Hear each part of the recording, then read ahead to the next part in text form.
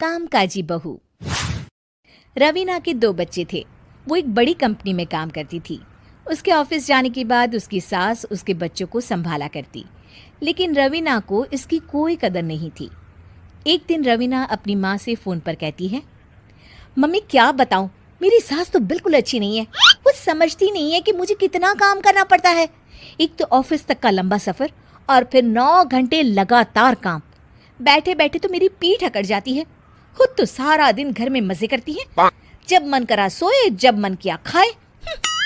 तभी उसकी सास वहां आ जाती है। अच्छा माँ, मैं बाद में आपको फ़ोन करती हूँ। जी मम्मी जी, कोई काम है क्या आपको? क्या हुआ?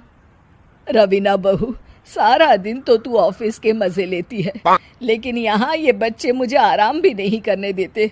मेरी तो तबीयत खराब हो रही है। तो आपको लगता है कि मैं दफ्तर में मौज करती हूँ? आपको क्या समझाऊं, छोड़िए। माँ, काम करना भी ज़रूरी है। मजबूरी नहीं होती तो मैं खुद ही अपने बच्चों को देख लेती। अब आज तो छुट्टी है ना, आज तो कम से कम घर का काम कर ले। बहू काम शुरू करती है। बच्चे के साथ काम करना उसके लिए असंभव हो जाता है। वो जाकर बच्चा सास को देती है और कहती है, मम्मी जी ज़रा बच्चा तो पकड़ लीजिए, मैं घर का काम कैसे करूं? जैसे मैं करती हूँ रोज बच्चे के साथ। तुझे बताऊं तो तू सोचती है कि कोई बड़ा काम तो है नहीं, बच्चा तो सोता रहता है। अब देख लिया। खैर, बस मैं यही तुझे समझाना चाहती थी। ला, बच्चा मुझे दे और काम कर। बहू मुंह बनाकर वहां से चली जाती है। वो मन में सोचती है, बात तो सही है, बच्चे के साथ घर का काम करना असंभव है। वो किसी तरह काम करती है और अगले दिन ऑफिस के लिए निकल जाती है। ऑफिस में उसकी सहेली उससे कहती है, यार तू तो बड़ी लकी है, तुझे तेरी सास खाना बना कर देती है, बच्चे भी देखती है और तुझे किसी बात की चिंता भी नहीं होने देती। अरे क्या लकी, बदले में मैं उन्हें पूरी कमाई जो दे देती हूँ और अपने बच्चे से दूर रहती हूँ वो अलग। हर किसी को ना दूसरे की प्लेट में ज्यादा घी दिखता है। जा अपना काम कर। अरे फिर भी ये तो है, यहाँ हमारे बच्चे को मैं क्रैश में छोड़ती हूँ, हर पल डर लगा रहता है कि क्या कर रहा होगा। खैर चल, मुझे क्या। बहू घर आती है तो देखती है कि उसकी सास उसके बच्चे को बड़े ही प्यार से खिला रही होती है। वो माँ को देखकर खुश हो जाता है। बहू मन में सोचती है कि बात तो सही है, सासू माँ सारा दिन काम करती है, मैं ऑफिस से आकर भी काम नहीं करती हूँ। वो सास के पास जाती है और कहती है, माँ जी थक गई आप? और क्या, सारा दिन चक्कर घीनी की तरह पूरे घर में घूमती रहती हूँ और अब उम्र भी नहीं रही। लेकिन चल तू बता, क्या हुआ, कुछ काम है क्या? बहू कुछ नहीं कहती, मुस्कुराकर वहां से चली जाती है। लेकिन अगले दिन सुबह सुबह बहू सास से पहले उठकर उन्हें चाय देती है। अरे आज सूरज कहाँ से उगा है, तू पहले उठ गई। चल अच्छा किया, मरने से पहले तेरे हाथ की चाय तो पी ली। चलो अब चलकर किचन में लगूं। माँ जी, आपको आज से काम करने की जरूरत नहीं है। काम करने की जरूरत नहीं है मतलब? क्या तू करेगी आज से सारा काम? इतने अच्छे तो हमारे नसीब नहीं है भाई। नहीं माँ जी, मैं नहीं करूँगी, ना ही आप करेंगी, बल्कि ये करेगी। तभी वहाँ एक काम वाली बाई आ जाती है। ये कौन है बहू? माँ जी, ये नौकरानी है और आज से सारा काम यही करेगी। मुझे माफ़ कर दीजिए माँ जी, मैं नहीं समझ पाई कि आप थक जाती हैं। आज से आप सिर्फ आराम करिए और मुन्ने के साथ खेलिए। और सास बहू बच्चे के साथ खेलने लग जाते हैं। कामचोर देवरानी। एक बार की बात है, सुषमा अपने पूरे परिवार के साथ खुशी खुशी मोहन नगर में रहती थी।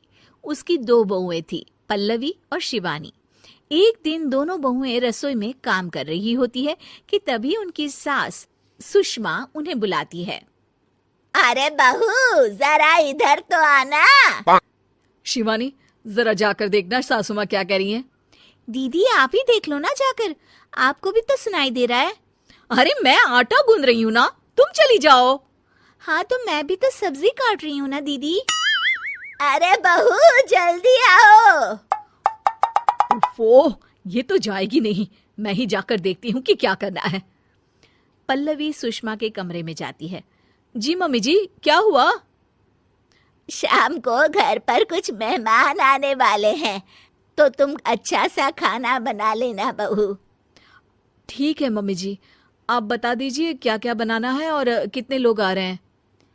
सुनील की मौसी जी और उनका पूरा परिवार आ रहा है। कुल मिलाकर 3 लोग और हमें मिलाकर हुए 9 लोग। तो अभी से ही तैयारी करना शुरू कर दो। और हाँ, घर की सफाई भी कर देना, हाँ, अच्छे से। जी मम्मी जी, सब काम हो जाएगा, आप चिंता मत कीजिए। पल्लवी शिवानी को घर में मेहमान आने वाले हैं इसके बारे में बताती है। क्या 9 लोगों का खाना बनाना होगा, घर की सफाई करनी है? बाप रे, सासू माँ ने तो हमें घर की नौकरानी ही समझ कर रखा है। ऐसा नहीं बोलते शिवानी, हम इस घर की बहू हैं और घर के काम करना हमारा फर्ज है। दीदी तो है ही सासू माँ की चमची, जब देखो सासू माँ सासू माँ। मैं तो इतना सारा काम नहीं करने वाली। शिवानी कपड़े लेकर गमला साफ कर रही होती है और चक्कर आने का नाटक करने लगती है। मेरा सर चकरा रहा है। तभी वहां पल्लवी और सासू माँ जाते हैं। अरे बहू, क्या हो गया तुम्हें? मम्मी जी, बहुत तेज सर में दर्द हो रहा है। तुम एक काम करो शिवानी, आराम कर लो। नहीं नहीं दीदी, घर में मेहमान आने वाले हैं, मुझे आपकी मदद करनी चाहिए। अरे कोई बात नहीं शिवानी, तुम आराम कर लो, मैं सब काम कर लूंगी। ठीक है दीदी, अगर आप इतना कह रही हैं तो आराम कर लेती हूँ। शिवानी आराम से अपने कमरे में मैगजीन पढ़ रही होती है। इसे कहते हैं आराम की जिंदगी। इतना सारा काम। चलो सारा काम खत्म हो गया, शिवानी को देख आती हूँ। शिवानी अपने कमरे में ईयरफोन में गाने सुनते सुनते सो जाती है और उसके साइड में मैगजीन भी रखी होती है। पल्लवी वहां आ जाती है और वो सब देखती है। ओहो, तो मतलब सब काम चोरी का बहाना था। अभी बताती हूँ इसको। घर का सारा काम मुझे करना पड़ा और ये महारानी यहाँ मैगजीन पढ़ रही है, गाने सुन रही है। पल्लवी रसोई से एक प्लेट और चम्मच लेकर आती है और शिवानी को थाली बजाकर उठाने लगती है। शिवानी अचानक से उठती है। उठ गई महारानी, गाने भी सुन लिए, मैगजीन भी पढ़ ली। तुम तो बहुत बड़ी झूठी निकली शिवानी। तुमने सर दर्द का बहाना बनाया ताकि काम करने से बच सको। हाँ, बनाया बहाना। तो क्या करती, इतने सारे काम करती। मुझे कोई शौक नहीं है चापलूसी का। क्या चापलूसी? तुम्हें लगता है कि मैं सारे काम चापलूसी के लिए कर रही हूँ? नहीं तो क्या। तभी वहां सासू माँ आ जाती हैं। अरे बहू, वो लोग बस आने ही वाले हैं, तुम तैयारियां कर लो। जी सासू माँ, तुझे तो मैं बाद में देखती हूँ। सब खाना खाने बैठते हैं और खाना शुरू करते हैं। तभी सुनील की मौसी बोलती है। वाह भाई वाह, खाना तो बहुत ही अच्छा बना है सुषमा जी, एक एक चीज में क्या स्वाद है। ये सुनकर शिवानी मुंह बना लेती है। उसे अपनी जेठानी की इतनी तारीफ रास नहीं आती। आपकी बहुएं तो बहुत ही अच्छा खाना बनाती हैं। हाँ, बनाती तो दोनों ही अच्छा है, पर आज ना ये सारा खाना बड़ी बहू ने बनाया है। छोटी बहू की तबीयत ठीक नहीं थी, सो इसलिए। मानना पड़ेगा सुषमा जी, आपकी बड़ी बहू तो बहुत ही गुणवान है। पल्लवी की तारीफ सुनकर शिवानी को जलन होती है। पल्लवी ये सुनकर खुश हो जाती है और शिवानी की तरफ देखकर उसे चिढ़ाती है। कुछ देर बाद मेहमानों के जाने का वक्त हो जाता है। मौसी जी सबके लिए उपहार लाई होती है। वो सबको शगुन के पैसे देती हैं और अंत में पल्लवी के पास आती है।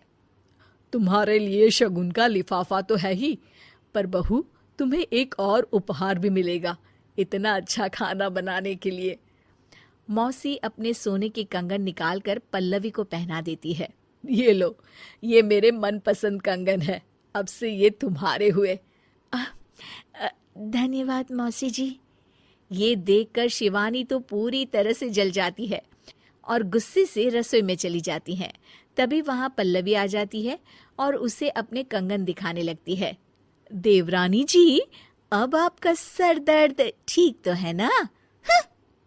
मुझे लगता है कि अब सर दर्द शुरू हो गया होगा आपका।